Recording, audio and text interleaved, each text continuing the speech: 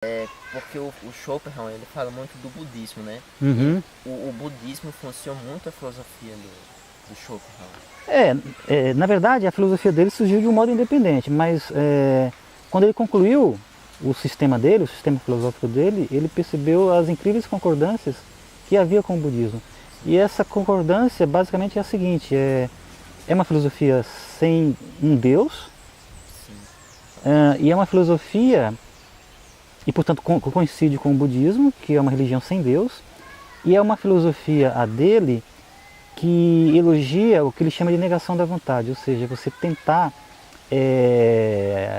anular, como fazem os santos, os ascetas, a fonte do sofrimento, que é o desejo, a vontade.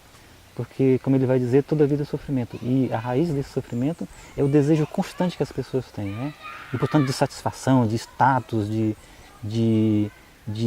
poder, de propriedade, que é justamente a ansiedade. isso. E também status de profissão. E também ansiedade para ser bem representado na opinião alheia, no olhar alheio. Então isso tudo, a raiz de tudo isso é o desejo, a vontade. Ora, você barrar isso daí, digamos assim, e ele chama isso de negação da vontade, é uma fonte de felicidade, ou seja, de anulação do sofrimento. Sim. E anular o sofrimento para ele, ou seja, ser menos infeliz, significa ser feliz. Ele via isso no conceito budista de nirvana, que significa extinção, extinção dos desejos. Então aquilo que ele, na filosofia dele, chama de negação da vontade, que você encontra nos ascetas, nos santos, nas pessoas mesmas que, num dado momento da vida, após um grande sofrimento, desistem de fomentar a vontade, o querer, ele vai ver isso justamente na extinção dos desejos dos budistas. Além disso, tem outro ponto em comum entre a filosofia dele e o budismo, que é o fato de que, para a filosofia dele e para o budismo, toda a vida é sofrimento. Isso. E há uma mescla de filosofia, o hinduísmo com o budismo, ele conseguiu fazer essa mescla? Na verdade ele teve acesso, quando ele concluiu a obra dele, talvez um pouco antes também, né, quando ele estava elaborando, a uma revista que surgia na época, que trazia informações sobre o pensamento indiano, mas basicamente informações sobre o brahmanismo, Sim. sobre o brahmanismo e hinduísmo, né? Hinduísmo, e ali também tinha coisas sobre o budismo. Então ele conseguiu fazer, digamos assim, pensar coisas daí e que de algum modo coincidiam com a filosofia dele e que ele, inclusive ele cita, né? Ele cita esses textos na obra principal dele, O Mundo como Vontade, como Representação. Então o que é interessante é isso. Já naquela época, no século XIX, ele foi um dos primeiros a perceber a importância do budismo. Tanto é que ele dizia no final da vida dele: eu sou um budista. E a filosofia dele, sem dúvida alguma, foi uma grande incentivadora para a descoberta do budismo na Europa. Ou seja, é possível uma religião sem um Deus, sem um Deus autoritário, como é o Deus do Antigo Testamento, que cria o mundo, que, enfim, dá mandamentos para Moisés, aquela coisa toda. Com relação à questão de Deus, você acha que Schopenhauer, ele era um ateu,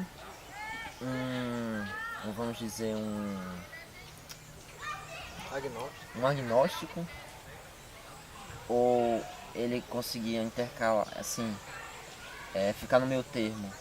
Ele era um ateu religioso, ou seja, ele reconhecia a importância da religião. Sim. A religião é importante, como a filosofia é importante.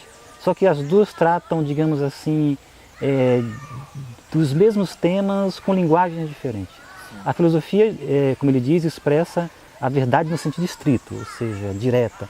Já a religião precisa de um discurso que o povo possa entender. E ele chama isso de verdade em sentido alegórico. Sim. Mas tanto a verdade em sentido estrito da filosofia quanto a verdade em sentido alegórico da religião coincide, digamos assim, em expressar um mesmo tipo de assunto relevante. Sim. E ele via isso, a coincidência disso, na filosofia dele com o budismo e também com o cristianismo. Por quê? Porque um conceito importante da filosofia dele, que é o fundamento da ética dele, é o conceito de compaixão, da ação compassiva. Sim. E isso é uma virtude cardeal do cristianismo do Novo Testamento. É a virtude, basicamente, que Jesus Cristo elogiava e pregava. Sim. Mas ele prescinde na filosofia dele de um Deus. Mas ele reconhece os ganhos que a reflexão, que a meditação religiosa traz para uma melhor compreensão da conduta humana.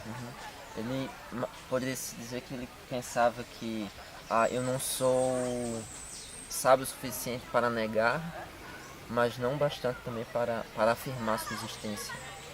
Não, ele simplesmente diz que Deus é um conceito que, na verdade, é vazio. É vazio. É amplo demais para poder ter uma justificativa empírica filosófica, que na verdade é uma lição que ele pegou do Kant, né? Você tem um conceito, mas cadê a intuição disso daí? É amplo demais. Ele é todo poderoso, ou seja, onipotente, ele sabe de tudo, ou seja, é onisciente, ele está em todo lugar, ou seja, onipresente. Onde você vai encontrar alguma coisa que corresponda a isso? Então é um conceito sem sentido. Sem sentido mesmo. Mas o fato das religiões trabalharem com esse conceito não anula certas virtudes que você encontra e certas reflexões alegóricas, certas alegorias